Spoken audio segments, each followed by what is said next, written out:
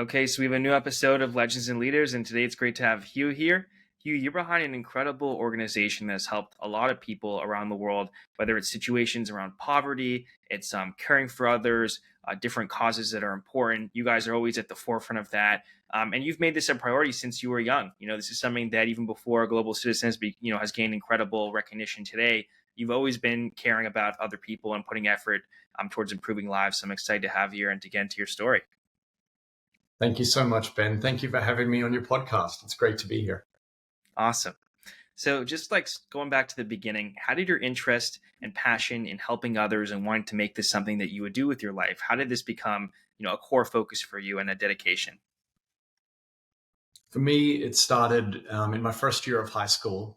I was at a school assembly, and a lady came and spoke about issues of extreme poverty around the world. And I grew up in just middle class Melbourne, Australia. And I'll never forget her speech. And she encouraged us to raise money to support children all over the world. And when you're also a kid yourself, I was so moved by her speech. So I started raising money, and I door knocked on every door I could in my local neighborhood and asked everyone that I knew, and ended up raising the most amount of money of any kid in Australia. And so I was given the opportunity to go to the Philippines when I was 14 to see issues of global development firsthand. And there was one night in the Philippines that changed my life forever, where we were taken onto a slum called Smoky Mountain. It's a slum built on top of a rubbish dump. And that night I was placed in the care of a kid my own age named Sunny Boy. And, I'd come from just Melbourne, and he'd lived his whole life on this slum. And I'll never forget, he had, tattoos on his forearm at the age of 14 because he was about to become his gang leader. And that was his form of initiation. And that night he took me to his house, and we cooked this meal together with some food that I brought with me. And when it came time to go to sleep, we just cleared away the pots and pans, and we lay down, myself and Sonny Boy and the rest of his family, 7 of us in this long line with this smell of rubbish all around us because we're lying on a garbage dump and cockroaches crawling around us.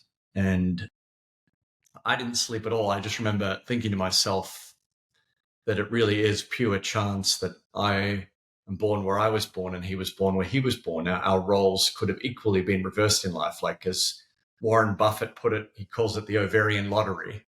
And so I decided that night that I wanted to commit my life to trying to end extreme poverty. I had no idea what it meant at that age. I was still only 14, so it was a long journey from there. But that's really where the passion started. And I thought, okay, if I could do anything in my life, that's what I want to do, try to end extreme poverty. So, at that young of an age, this was a big goal that you were like, I'm ready to take this on. Well, it's like anything in life, you don't fully understand how it will unfold when you're that age. Like I remember looking up at that stage to the CEO of the charity that sent me to the Philippines, and I thought, okay, that'd be great to do that sort of work.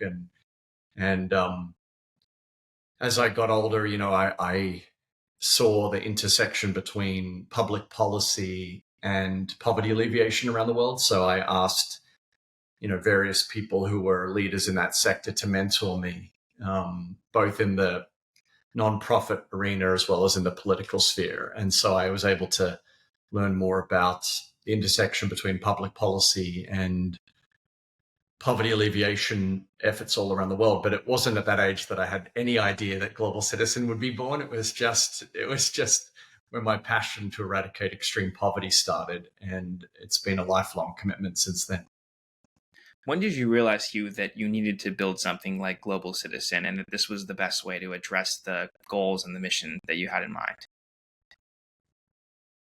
For me, it started, fast forward many years later. I was studying a law degree in Melbourne, and I was in one of my final years of law, and it was 2006, and the G20 was coming through Melbourne. And me and my mate Dan, we had this idea to run this small concert, and our goal was to try to convince the government to double foreign aid levels. because we'd been inspired by what we saw happen in the UK with the Make Poverty History campaign. And we were like, okay, could we do something similar? And we thought it was going to be a relatively small concert.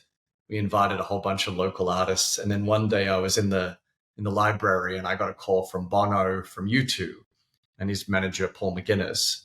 And I thought it was a prank call at the time, but sure enough, it was real. And they said they wanted to perform at our concert alongside Pearl Jam.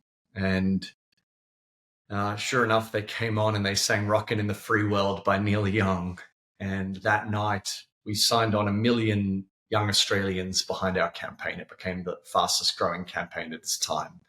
Wow. And we convinced the government to come on stage later that year at an event we held at the Sydney Opera House, where we projected the words "Make Poverty History" onto the sails of the Sydney Opera House. And Prime Minister Kevin Rudd announced a doubling of foreign aid, an additional $6.2 billion for the world's poor.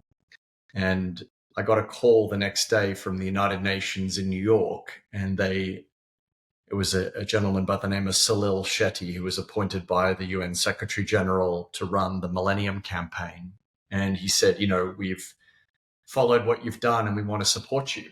Would you take this movement all around the world? And when you're that age, I still didn't know exactly what that meant, but one of my closest friends, Simon, I got a scholarship to go to Cambridge, and Simon and his then girlfriend, now wife, Rachel, moved to London, and we opened up the first ever office in London. And at that stage, it was because we were inspired by what we saw Al Gore do for the climate movement with An Inconvenient Truth. I remember Simon and I went to the cinema together and watched his film, and we thought, people don't understand really the economics of poverty. When you think about poverty, most people equate it with either homelessness or food insecurity, but they don't really understand that it's a multifaceted, complex issue that involves global health, global education, food security, even relates directly to climate change, gender equity. All of these issues are intimately connected, and you can't really eradicate poverty by either addressing just a single disease or a single intervention like building a water well. You have to consider all of these factors at once. And so that's when we designed in those early days a presentation that we called 1.4 billion reasons, because there are 1.4 billion people still living in extreme poverty. And we started taking that presentation around the world. And it was in 2012 that really, by the end of 2012, that Global Citizen as the organization was born. So you realized that music was going to be an incredible way to get the youth in, because of kind of just a call that happened, basically. Yeah, I mean, music, in my experience, has always been the great uniter. When you're at a concert, everyone's singing the same song. When you're at a football match or a soccer match or anything, or basketball, you've got two teams and people are playing against each other. But with music, everyone is singing that same song, if they like it, of course.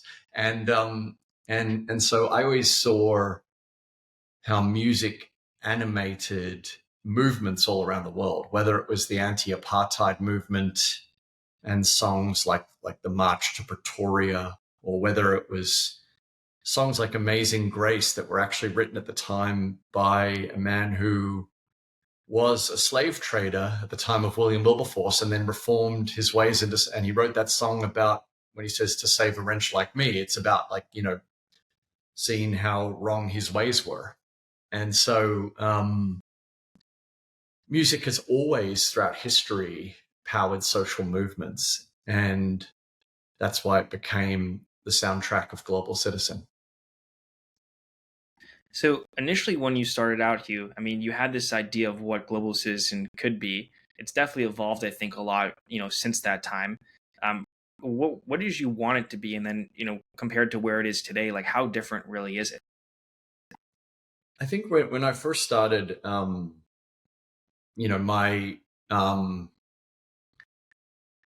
I always knew we wanted to build the largest movement of citizens to take action to end extreme poverty. Because when I was in India, when I was 15 years old, I saw that there were 700 million people in those days that were homeless or slum dwellers. And I knew that no amount of black tie gala dinners or good fundraisers was ever going to raise the $350 billion per year needed to eradicate poverty. It would always be, a drop in the ocean. And so I knew that if we were going to raise that sort of capital at scale, we needed a movement. I didn't know exactly at that stage how to build a movement, but I think the key to unlocking how we grew came in 2012 when we had this dream of doing the first ever concert on the Great Lawn of Central Park on a Saturday since Simon and Garfunkel back in 1981, because no one had been granted permits on the Great Lawn to do this sort of thing for decades. And I met with Mayor Bloomberg and we got the permit. And the great thing about this permit was that you had to give away the tickets for free. You couldn't sell them, which in hindsight was an absolute blessing, because I was like, okay, cool. How can we be creative in the way that we approach movement building? And so we developed a very rudimentary app in those days. This is when apps were first getting built, and our app was terrible. It was a web-based app, but it enabled people to earn their way in through taking action. And then what we spent those next few years perfecting was global digital activism. How do you enable people to take action on scale in what they learn, say, give, buy, and do? And all of their actions can earn them points, and they can use those points to come to the Global Citizen Festival for free. But then thanks to the support of people like Kelly Curtis from Pearl Jam and Michelle Anthony from Universal Music, we actually decided to take it into a much bigger program called 2 Tickets. And we built our rewards platform. And then thanks to partners like Live Nation and AEG and others, we were able to expand and have tickets to every show on the planet. And then thanks to Coldplay, who became our partner, Chris Martin helped us take the festival all around the world, firstly to India, then to South Africa with Beyonce, then to Germany with Pharrell and Shakira. Then really, we've been so fortunate that the festival has become truly global.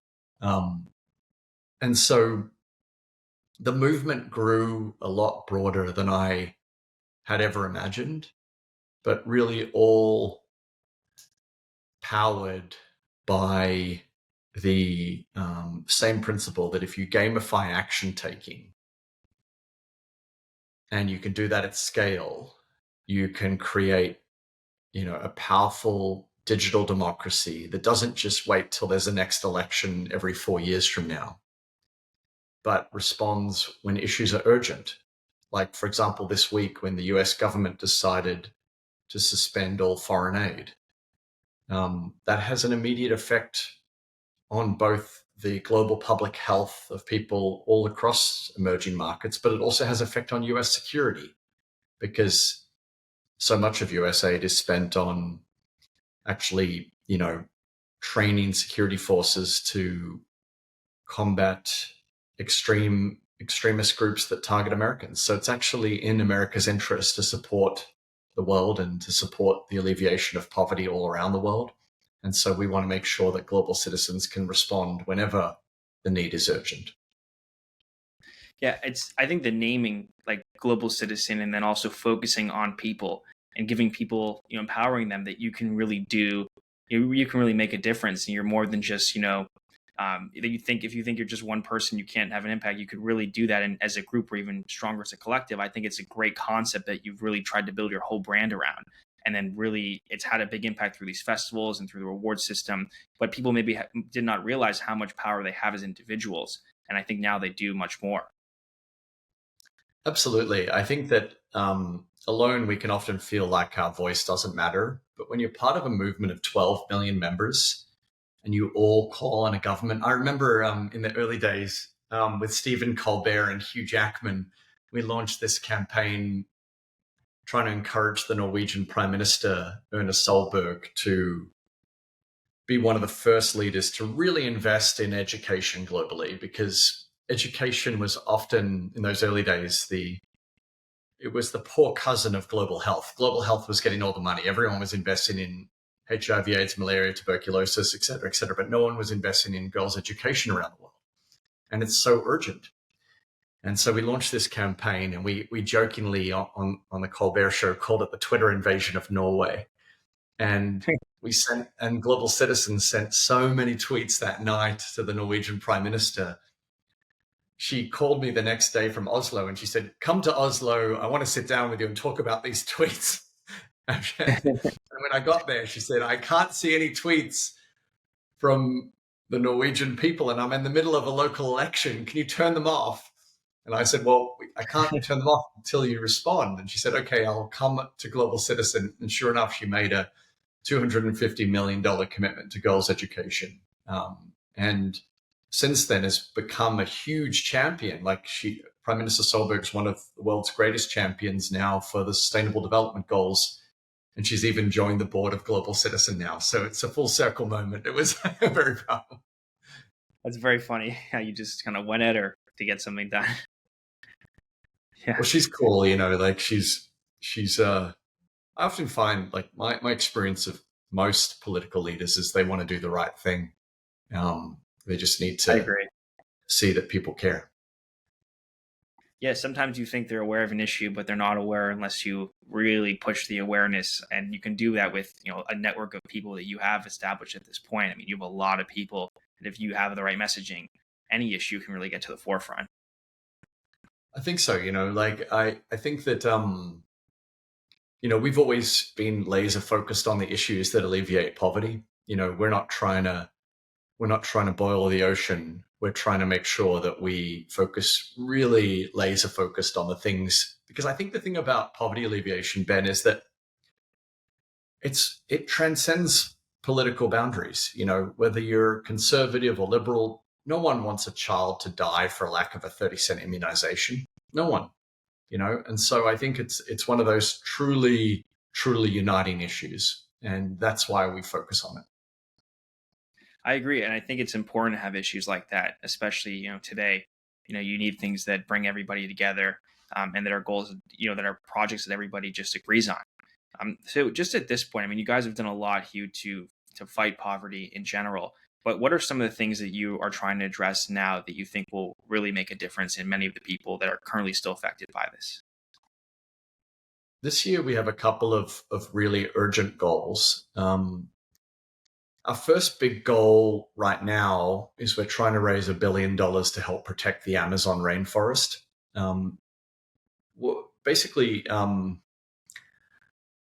in 2021-22, we were contacted by a group of indigenous leaders across the Amazon who were struggling to get then President Bolsonaro to take any action on the Amazon. In fact, he was really elected on the basis of expanding agribusiness and clearing the rainforest. And the thing about the Amazon rainforest is it really is the lungs of our whole planet. It's one of those global public services where if you destroy it, it's going to affect, climate everywhere, because moisture flows impact the temperatures that you see even on the west coast of the United States of America.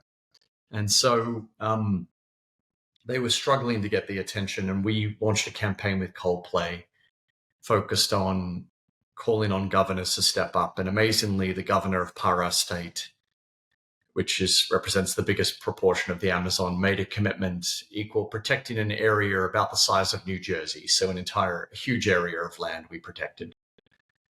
But we knew it's not enough. And when President Lula da Silva came to power and was the chair of the COP gathering that's taking place later this year, we knew we needed to take action to try to increase policing efforts, because most of the fires in the Amazon are lit by people because they're trying to clear the Amazon, right?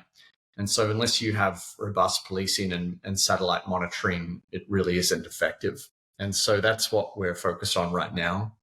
The other thing we're focused on is we're working with Gavi, the Vaccine Alliance, on an effort to try to raise an additional $6.2 billion to save children's lives. We want to save 8 million children's lives with access to vaccines to tackle preventable diseases around the world, because there's so many diseases that kill children under the age of 5 years old that are entirely preventable. And you and I probably had those vaccines when we were kids, and they're diseases that you and I that don't even exist in the United States anymore, but are easily preventable. It's not just